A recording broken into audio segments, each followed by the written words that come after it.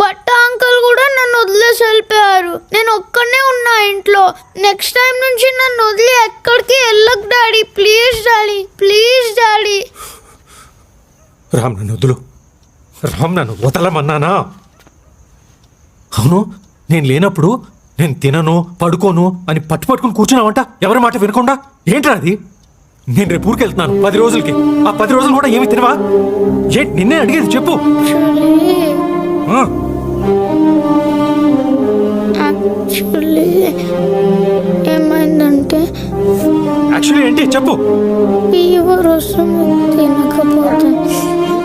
Fever వస్తుందని తెలుసు కదా, తెలుసుకోవడం ఎందుకు తినలేదు? ఎందుకంటే బాగేమన్నా అనింది ఫీవర్ వస్తే హాస్పిటల్లో అడ్మిట్ అవ్వాలని. హాస్పిటల్లో అడ్మిట్ అయ్యి నీతో పాటు ఉండొచ్చని తినలేను డాడీ. ఆ